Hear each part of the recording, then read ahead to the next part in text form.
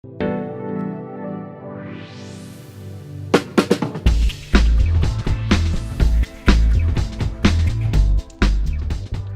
protagonistas que terminan de completar este escenario que tenemos en términos de economías regionales. El primero al que voy a convocar es a Diego Coats. Diego Coats es licenciado en Economía de la UBA, es máster en Economía también de la Universidad de Buenos Aires, es quien estudió varios cursos de posgrado en Estados Unidos, en Japón, en Taiwán, en Inglaterra. Bienvenido, Diego, con su corte de pelo nuevo, runner ahora, y es director ejecutivo de la Unión Industrial Argentina, también es economista, jefe de la UIA, y por eso es que lo hemos convocado. También voy a invitar a Pablo Bernengo. Pablo Bernengo es ingeniero agrónomo, es máster en Economía Agraria, es productor agropecuario desde 1997 y desde 2009 es el director ejecutivo del sector de Economías Regionales de CAME.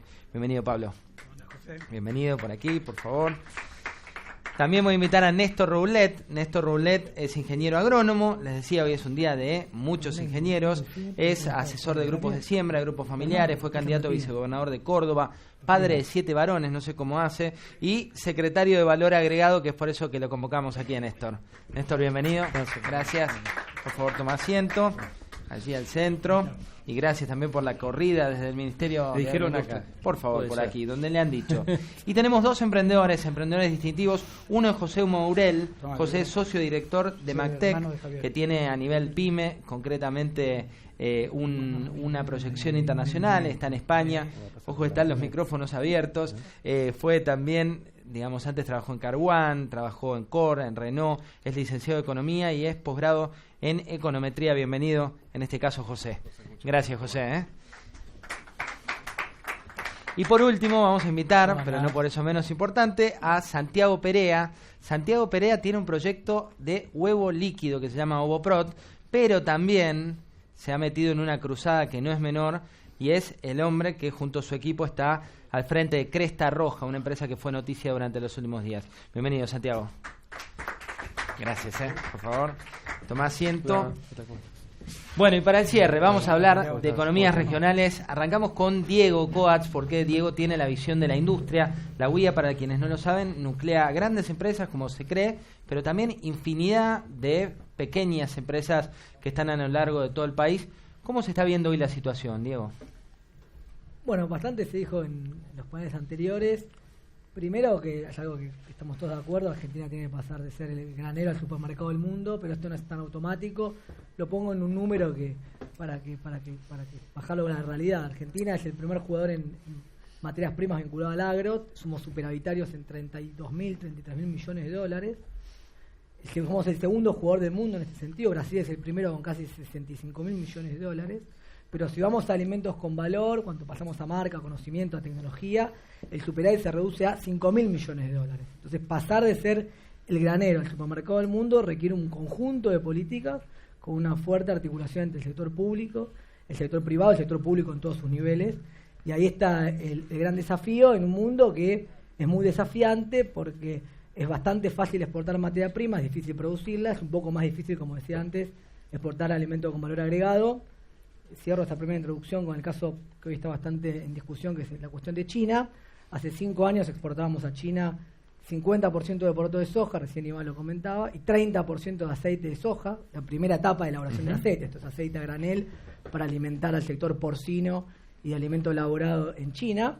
Hoy exportamos casi 80% de poroto de soja, es decir, primarizamos la relación, primarizamos lo primario con China. Y esto no es porque China sea malo, sea una economía que lo es en algún sentido planificada con subsidios y demás, sino que China tiene que incorporar 600 millones de personas al mercado de trabajo. 600 millones de personas, 150 millones de familias, China, India y demás, y para eso tiene que desarrollar todas sus economías regionales, generar empleo con tecnología y eso obviamente lo implica una inserción en este mundo muy particular. Entonces, frente a este mundo tenemos que pensar cómo nosotros vamos avanzando en todo lo que tiene que ver con economías regionales. Es un pie también para meternos en el mundo del comercio. Pablo, ustedes no lo veían, pero él tenía una especie de volante donde hablaba concretamente de la producción frutihortícola y la situación que se está viviendo. Contanos, Pablo, cuál es la realidad que se vive desde CAME en este sentido. Bueno, dentro de la CAME nosotros tenemos a más de 400 entidades de las economías regionales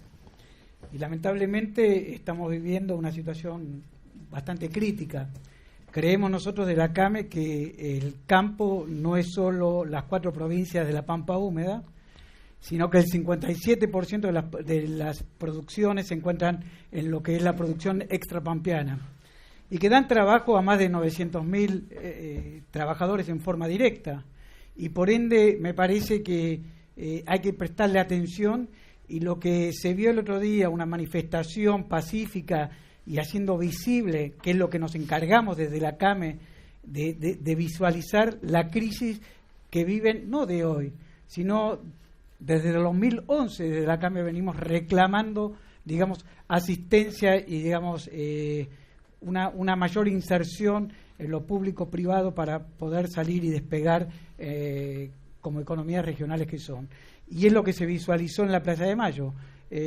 Productores genuinos de 19 cámaras con sus respectivos presidentes entregando una manzana y una pera, porque hoy el productor recibe 3 pesos por esa manzana por kilo, y nosotros en la góndola la compramos a 28 a un valor promedio.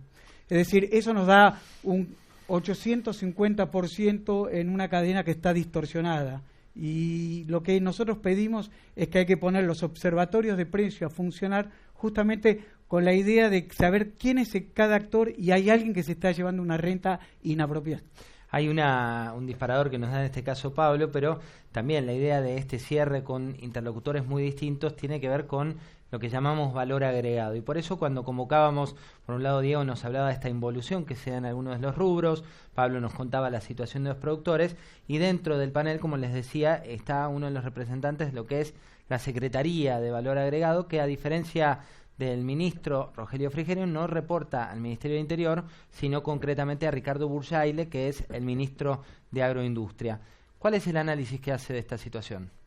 Bueno, lo primero que yo en esto estoy totalmente convencido que Argentina es un país, como dice siempre Mauricio Macri, que tiene que dejar de ser granero del mundo para convertirse en supermercado del mundo. Y la visión nuestra es muy simple. La visión nuestra es que Argentina, por sus condiciones de biodiversidad climática, edáfica, posibilita de que nosotros seamos productores de alimentos y de energía. En este momento, ayer se abrieron los sobres de energía renovable donde participamos con biomasa, desde situaciones subtropicales hasta situaciones donde alimentos que necesitan frío. Por lo tanto, nuestra visión es que la posibilidad de producción de biomasa, por eso yo digo que la próxima revolución industrial viene por saber usar bien el sol. Si nosotros sabemos usar bien el sol, nosotros tenemos que producir mucho más biomasa en los lugares que hay. Y eso lo vamos a hacer de la mano de la innovación y la tecnología.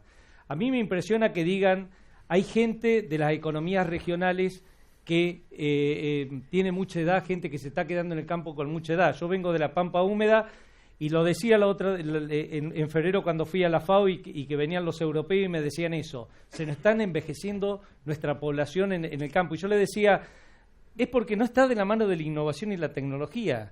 En la Pampa Húmeda nuestra pasa todo lo contrario. Los chicos quieren volver, ¿por qué? Porque se suben arriba de una cosechadora y es un avión. Porque nosotros le estamos dando las herramientas de innovación y tecnología para que cada vez produzcamos más. Y es el planteo que hay que hacer. Y en las economías regionales también tenemos que trabajar sobre eso. Tenemos que trabajar sobre innovación y tecnología. Si nosotros producíamos 10, tenemos que producir 15, 16, aprovechando esta posibilidad que nos da con la fotosíntesis de transformar la radiación solar, ya sea en alimentos o en energía. Y tenemos que trabajar firmemente, pero también tenemos que trabajar en los procesos, que otro de los graves problemas que tiene en Argentina. Yo a veces pongo ejemplos claros para que se entienda. Nosotros tenemos que pasar, por ejemplo, y para eso pongo una economía de pampa húmeda que es el maíz. Nosotros tenemos que pasar de un promedio de 6 toneladas de maíz a uno de 9. Y lo vamos a lograr con esa innovación y tecnología, con las maquinarias agrícolas, fertilizando más, con labranza de precisión.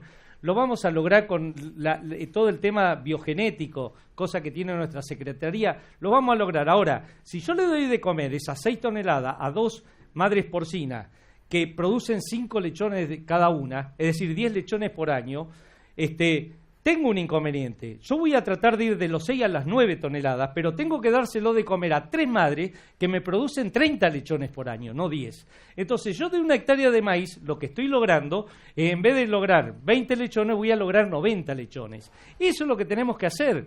Y a partir de ahí empezar a trabajar y orientar hacia dónde vamos, cuál es nuestro objetivo, hacia dónde vamos y qué es lo que quiere el mundo, y empezar a trabajar en los mercados e insertarnos en los mercados. Ustedes no se olviden que cuando vamos a las reuniones bilaterales dicen, oh, vuelve a Argentina. Sí, le queremos Néstor, vender a Argentina. Es un buen disparador esta vuelta a la Argentina para contarles, les decíamos, arrancamos con casos, seguimos con tendencias, y aquí la idea era complementar con las dos partes, la parte de la política, la parte del análisis y la parte del centro de los casos concretos. Tal vez ustedes no los conocen porque tienen bastante bajo perfil, pero José Mourel, que está allí en el centro, es dueño de una pyme, les diría que es una cruzada, es una pyme argentina y de proyección internacional que desarrolló una maquinaria que no existe en el mundo. Contanos, José, ¿de qué se trata? Bueno, esencialmente lo que hemos hecho, digamos, en conjunto con mis dos socios en todo este proyecto, lo que hemos hecho es tratar de tomar una oportunidad, que era la plantación de olivicultura que se hizo en la República Argentina durante la década de los 90, digamos, con diferimientos, y había una gran pregunta, sobre todo con el 1 a 1 y los costos laborales crecientes, de cómo cosechar y cómo cosechar de manera eficiente. Nosotros lo que hicimos fue un planteo de pampa húmeda. Nosotros estamos radicados en Venado Tuerto y entonces hicimos un planteo de pampa húmeda para la olivicultura, lo cual era absolutamente novedoso como escenario de conceptual, que en lugar de sacudir un árbol y dejar que la fruta caiga y levantarla del piso, directamente pasar por arriba de un árbol, recoger la fruta y limpiarla. Y este escenario es construir una máquina que tenga, bueno, que es probablemente la cosechadora más grande que se hace en la República Argentina, ¿no? Es una cosechadora que pesa 23 toneladas, mide 8 metros de largo, 4 metros y medio de alto. Este es básicamente el planteo inicial, y este planteo hemos tratado de repetirlo en diferentes industrias, desde el punto de vista innovador, encontrar nichos sistemáticamente, utilizar siempre los apoyos que podemos tener en el sector público, como pueden ser, digamos, a través de la Secretaría de Ciencia y Técnica, el FONTAR, que son excelentes instrumentos y que nos han dado la posibilidad de generar esta historia. Obviamente, lo más difícil ha sido, digamos, la parte internacional. Nuestro arranque internacional fue básicamente un arranque desesperado. Quiere decir que, terminado el 1 a 1, teníamos finalmente una máquina que habíamos empezado a construir y no teníamos más clientes. ¿A quién vendérsela? A quién vendérsela. O sea, el precio del tipo de cambio había hecho que la mano de obra caiga, las inversiones habían desaparecido y el entusiasmo estaba absolutamente congelado. Así que lo único que podíamos hacer era fabricar parrillas y venderlas en la Ruta 8 en Venado Tuerto, o encontrar alguna alternativa en el mercado internacional. Y así fue como nos fuimos a Australia, donde había un proceso similar. Nos radicamos también en Australia, tenemos una fábrica de ensamblado allá. Todo esto a una escala pequeña, una escala pyme, que no deja de ser una escala pyme. Y luego ya tomamos un poco más de coraje en Australia y nos fuimos a España, que es la cuna de la olivicultura, y empezamos a trabajar ahí activamente. Después vamos a ir a otro de los proyectos innovadores en los cuales están trabajando, pero ahora nos metemos en el mundo de Santiago. Santiago con Ovoprod, que también es una de las compañías que tuvo innovaciones. Contanos de qué se trata el core business de ustedes. Sí, no sé si... A ver, es una actividad moderna, pero no sé si es tanto del punto de innovación, porque el huevo existe desde que están las aves. Entonces, lo que en definitiva hemos hecho es transformar el huevo en cáscara, cascarlo, pasteurizarlo. Un poco el proceso es muy parecido a la leche, y vendérselo a los clientes que industrialmente consumen o consumían huevo para utilizarlo en sus recetas. O sea, básicamente a la industria alimenticia en mayor medida. ¿Y cómo se les ocurrió, digamos? ¿Cómo surge ese proyecto? Bueno, venimos de una empresa avícola de tradición familiar, y en el mundo de buscar agregar valor, en definitiva, hoy el huevo también es maíz y soja transformado, ¿no? Es un derivado directo, es una proteína vegetal transformada en proteína animal. De hecho, un camión de huevo en polvo equivale a 14 camiones de cereal. Entonces, si uno va a esto de economías regionales y demás, nosotros producíamos huevo en cáscara y veíamos el mercado internacional, a donde con el huevo en cáscara es muy difícil llegar por los tiempos de flete, por los costos. El huevo en cáscara tiene una vida útil de 30 días. Entonces, por la distancia de Argentina, los mercados demandantes, no llegabas a tiempo para proveerlo a un supermercado que lo pueda vender a la mesa. Uh-huh. Entonces, en el mundo se empezó a ver el tema del desarrollo o de agregado de valor a los productos avícolas, especialmente en el huevo, y nos interesó mucho ver sobre todo el huevo en polvo, que en definitiva es un huevo natural sin el agua. O sea, entonces te ahorrás una parte importante del costo reduciendo el volumen del producto, ¿no? Y ese volumen, como digamos, lo tomaron como una innovación, suena todo simple, pero imagino que han dedicado tiempo, proceso, innovación.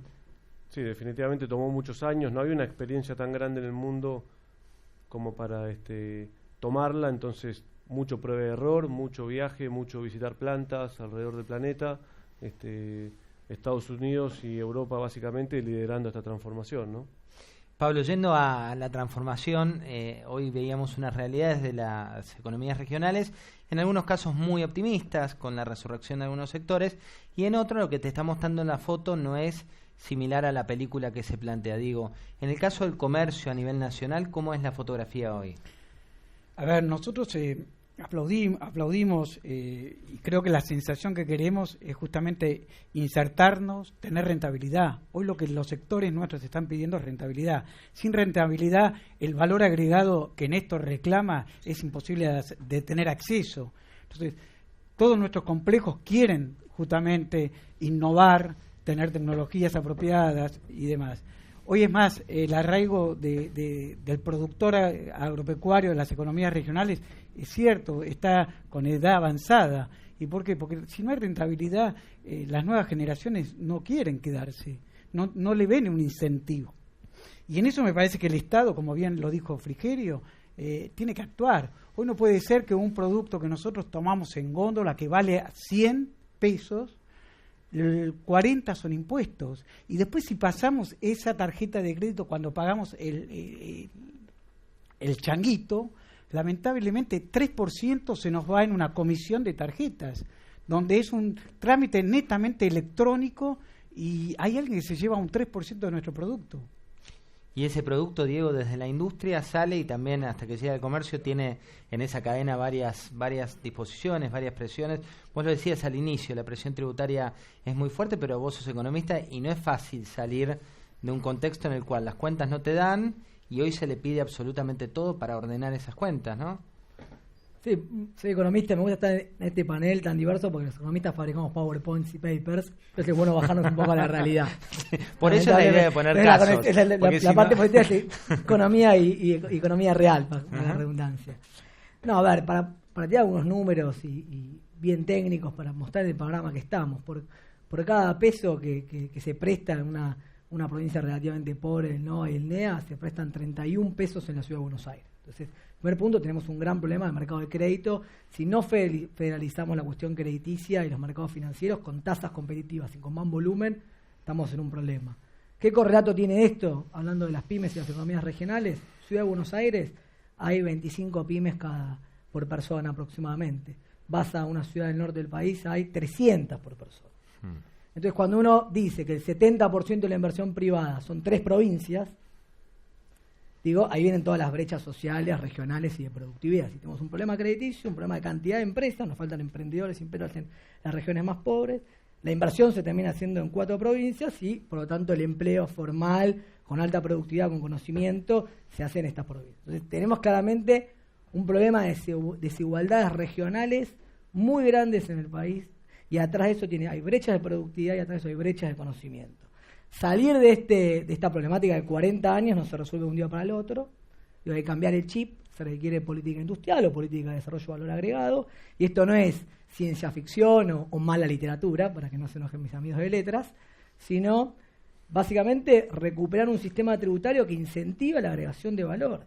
Hoy lo que ocurre es que por los diferimentos de IVA entre los saldos técnicos, hay empresas que agregan valor y tienen hundido en el fisco cientos de millones de pesos con una tasa de interés del 35-40% para descontar un cheque si no está en la bolsa, digo. Eso hay que cambiar el chip. La ley PYME es un avance, la nueva ley PYME, la Secretaría PYME es un avance, porque intenta, por lo menos al sector de pequeñas y medianas empresas, ir resolviendo estos problemas de capital de trabajo, pero hay que multiplicarlas por 20 o por 30. Si necesitamos una reforma tributaria, como se hablaba antes, que favorezca la agregación de valor, que federalice mercados y federalice también el crédito, y después entender que a las provincias más alejadas de los centros urbanos tradicionales, dado los costos logísticos, hoy también los costos energéticos, si no hay políticas activas no se van a cerrar las brechas regionales. Hablabas de valor, y que mejor que preguntarle al secretario de Valor Agregado qué medidas concretas, pero en realidad lo que más me interesa es, hace poco se presentó, por ejemplo, un aceite de maní en Córdoba, hay como determinados productos novedosos que tienen que ver con la industria, como los referentes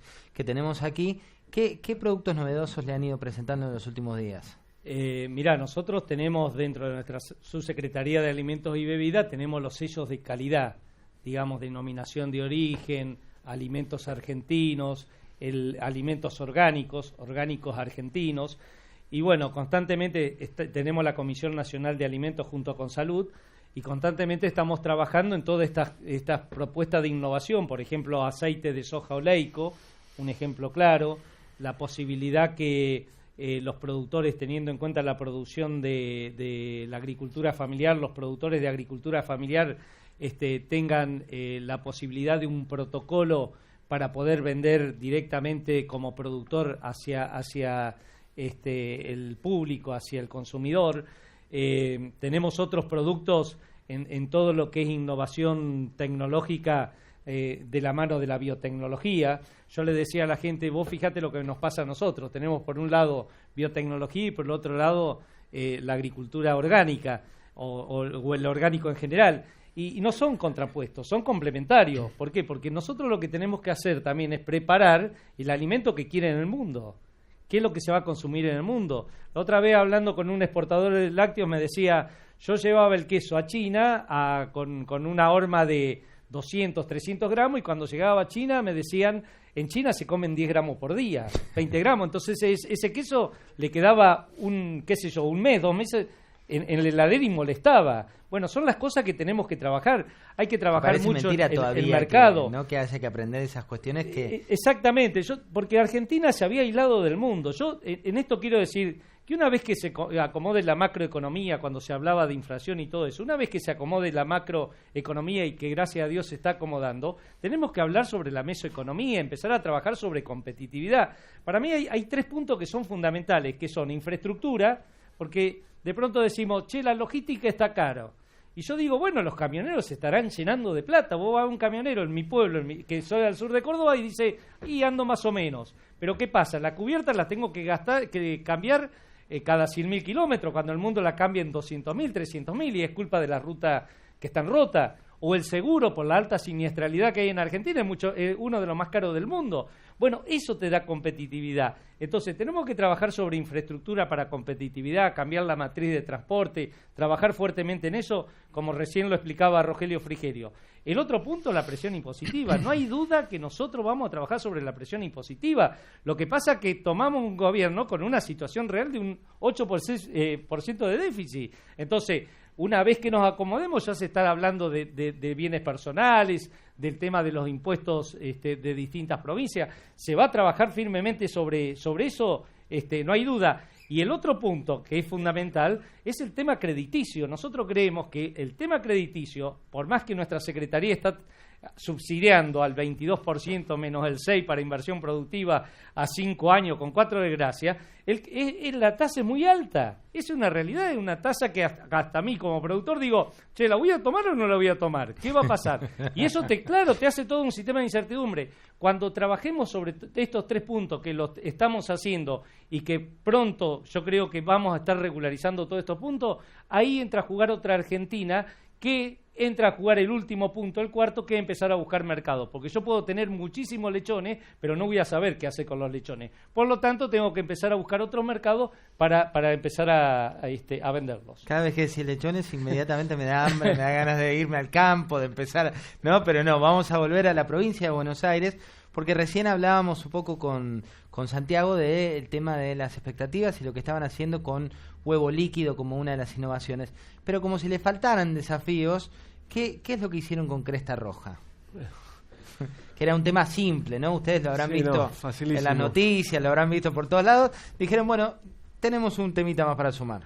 Bueno, a ver, conceptualmente Cresta Roja es lo mismo que Boprot. En definitiva, lo que estamos haciendo es transformar proteína vegetal en proteína animal. El principio es el mismo. O sea, la riqueza natural de nuestro país, que son los cereales, transformados en un alimento que demanda el mundo, ¿no? O sea, agregando valor. Y vimos eso, justamente una oportunidad. Cresta Roja definitivamente era la empresa avícola, estructuralmente la empresa avícola más importante de la Argentina. Vimos que había un conflicto social grande, por supuesto que había un conflicto económico, pero entendimos que el problema principal era el tema social y el manejo de la gente.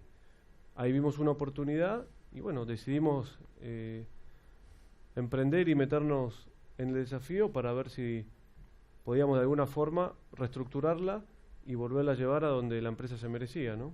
Hoy el grupo que liderás, ¿qué capitales tiene? ¿Es argentino, austríaco también? Nosotros tenemos capitales austríacos, pero estamos integrados. Entendimos que esta era una empresa que necesitaba granos. Tenemos un socio, La Suerte Agro, que se dedica a la originación. Tienen muchas hectáreas de siembra.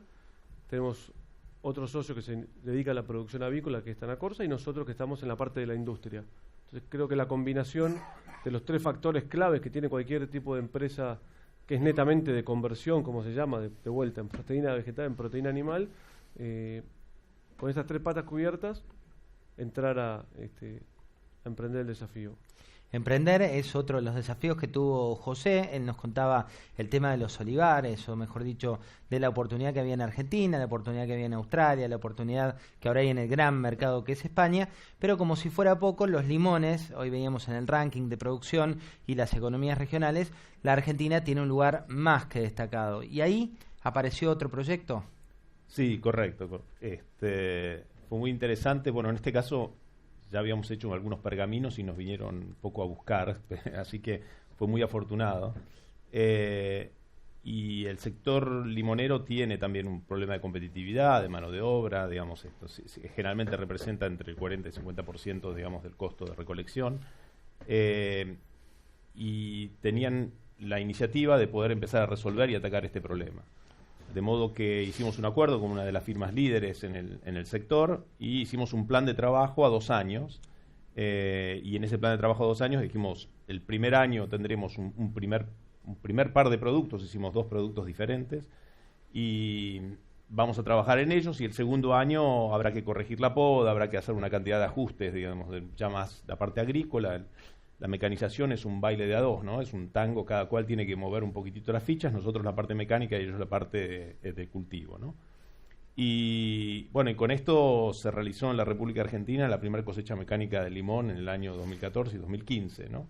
Y la verdad que poco a poco eso ya se ha incorporado en otras de las empresas, o sea, estamos avanzando mucho con otras empresas, todas tienen una visión así de cambio e innovación bastante grande.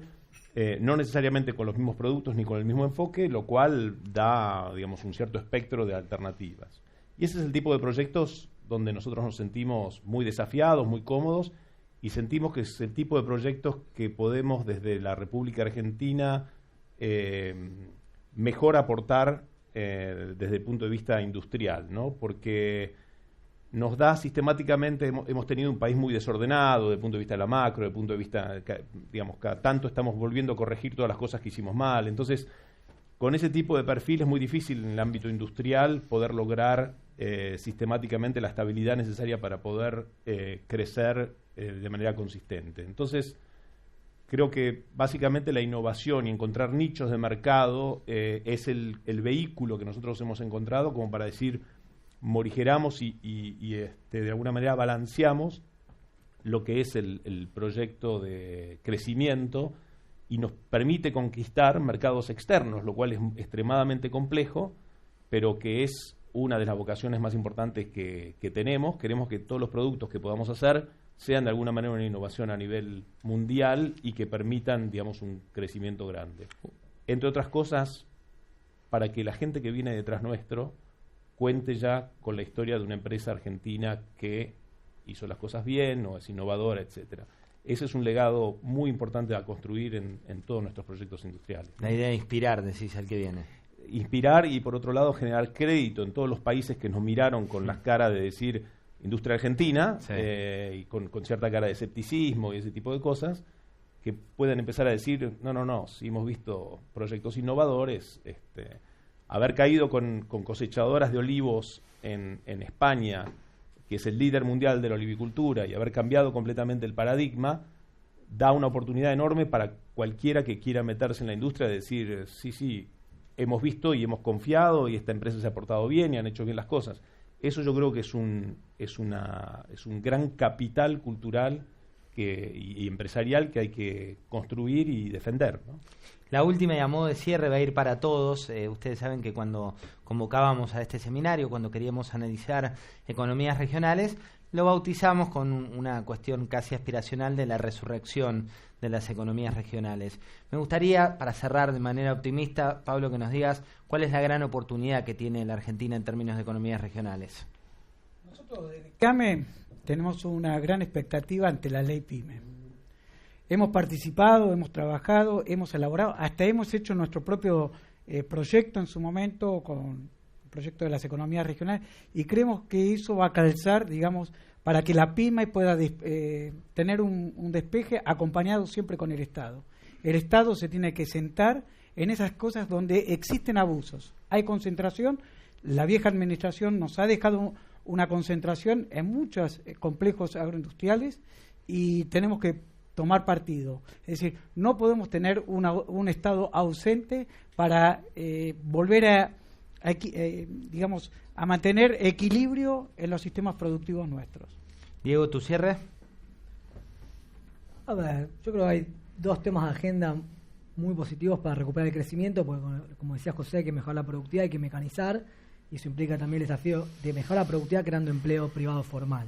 Entonces, primer punto, cuando se recupere el crecimiento, todo va a ser mejor, esperemos que llegue hacia fin de este año o el año que viene. Y desde el punto de vista de la agenda, dos temas. El primero es cómo el país genera más capacidades tecnológicas, nacionales, que es la gran deuda pendiente, sector público y sector privado, cómo logramos proyectos con el CONICET, las universidades y las empresas argentinas para efectivamente tener eventos biotecnológicos, realmente tener más patentes y más investigación y desarrollo en términos del PBI, que sea un número significativo. No digo el 4 o 5% de Corea del Sur, pero sí pensar en 1 o 1,5% en los próximos 5 años. Y acá tenemos capacidad empresarial. Y en todas las regiones hay nichos de mercado y nichos de empresas que saben producirlo mejor en la frontera internacional. Eso hay que generalizarlo. Entonces, primer punto de la agenda, tener tecnología nacional. Segundo punto de la agenda, la infraestructura. Porque la infraestructura tiene un doble rol positivo pensando en los próximos 4 años. Primero, la competitividad sistémica. Mejorar la competitividad del país y, por lo tanto, la cuestión de costos de las pymes. Y, sobre todo, las que están más lejos de capital federal. Segundo, es una oportunidad de mercado, donde vemos inversión en energía, estamos viendo la metalmecánica y todas las oportunidades que hay en metalmecánica. Donde vemos inversión en minería o caminos vinculados a minería, estamos viendo proveedores mineros. Entonces, acá hay que copiar las experiencias exitosas como Noruega. Noruega federalizó la producción a partir del petróleo. Entonces, cuando uno ve el shale oil o el shale gas, esta posibilidad que tenemos en energía, uno tiene que empezar un clúster metalmecánico, no en la ciudad de Buenos Aires o Gran Buenos Aires, sino en el sur, o mismo pensar la minería en el norte como hizo Canadá. Entonces yo creo que tanto en los grandes proyectos de recursos naturales, minería, energía y obviamente agro con la bioeconomía, y tanto en los proyectos públicos de obra pública vinculados a la infraestructura, desde hospitales hasta caminos, hay una oportunidad para federalizar la producción que es inmensa para el país. Hay pymes, hay productividad nacional. Digo, realmente, con esto termino, si uno compara la productividad de una empresa argentina promedio pyme, estamos por encima de la productividad brasileña. No lo digo yo, lo dice la OCDE. Somos el doble de productivos de una pyme mexicana, digo, para otros países industriales. Tenemos tecnología y creo que ahí está el futuro del país y de las economías regionales. Néstor, antes de ir a compartir el lechón, ¿cuál es tu cierre? Néstor, ¿tu cierre? Mira, dos cosas quiero poner en claro. Yo siempre digo que al gran clima argentino y al gran suelo argentino tenemos los recursos humanos argentinos. Hay que agregarle la gran capacidad de oferta tecnológica que nos ofrecen las empresas.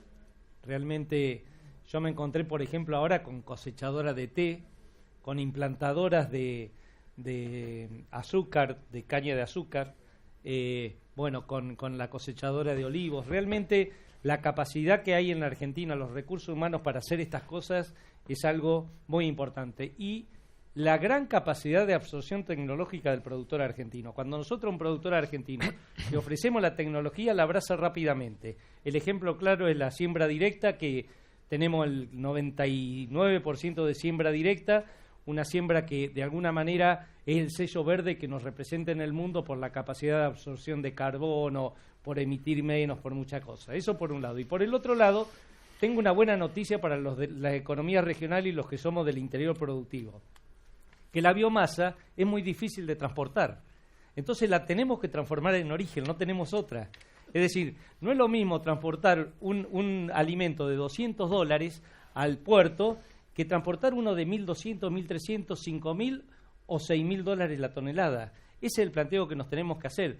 Por eso, nuestro trabajo, nuestra lucha, nuestra propuesta tiene que hacer con una visión bioeconómica donde hagamos las transformaciones en origen, ya sea como alimento o también como energía, por el tema de la conectividad, por el tema... Y eso va a potenciar indudablemente la posibilidad de mano de obra. Yo te voy a poner un solo ejemplo.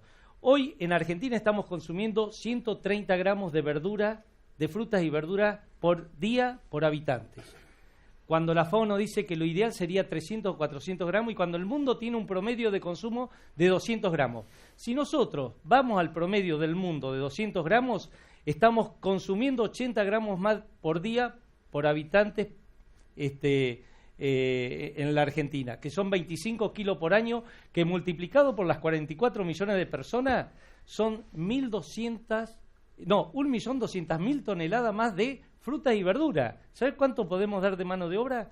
1 millón de personas. Es decir, mirá si tenemos posibilidad. Con todo lo que tenemos, lo que le digo a todos los argentinos, pongámonos a trabajar unidos, trabajando en conjunto, y si hay disenso, no hay duda que puede haber mucha mesa de consenso para transformar este país. José. Bueno, digamos, desde el punto de vista de lo que vemos en economías regionales y perspectivas, me parece que hay un escenario bastante cambiante, ¿no?, en el país, y que tenés muchas disparidades, ¿no? Lamentablemente no estamos liderando siempre esas disparidades, y hay muchas economías regionales que están bastante amenazadas por cuestiones estructurales, ¿no? Si uno mira la olivicultura, pasó 3-4 años muy malos de precios, más heladas detrás, lo cual le da una solidez patrimonial enorme y unos balances espantosos, digamos, ¿no? Entonces, a la hora de encarar una modernización, se encuentra con un desacople muy grande en el mercado crediticio como para poder avanzar. Pero creo que, una vez más, las oportunidades siguen estando, y creo que pensar en una forma bastante global ayuda mucho en términos generales. Nosotros en este momento, por ejemplo, estamos empezando a exportar un producto que desarrollamos gracias a un financiamiento español hacia el mercado americano. Entonces, yo creo que uno puede ir construyendo e hilvanando también una historia un poco más amplia, donde puede utilizar recursos en diferentes lugares y sistemáticamente ir encontrando cómo subsanar las deficiencias que puede haber dentro de la matriz productiva, esperando que esta mejore activamente, ¿no? Santiago.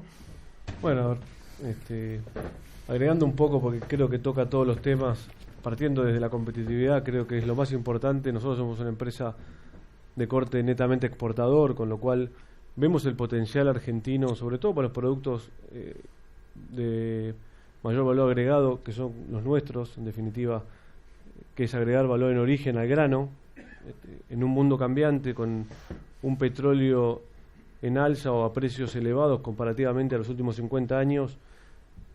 Creo que seguir transportando grano es un costo que el mundo en algún momento, un lujo que se va a tener que parar, y creo que también con los cambios que vienen principalmente en China e India hay un cambio sobre todo en que más gente come mejor. ¿Qué significa eso? Que su dieta está más basada en proteínas, o la incorporación de proteínas animales a su dieta es importante, hace que para todos los productos de origen animal tengamos creo yo, un horizonte infinito.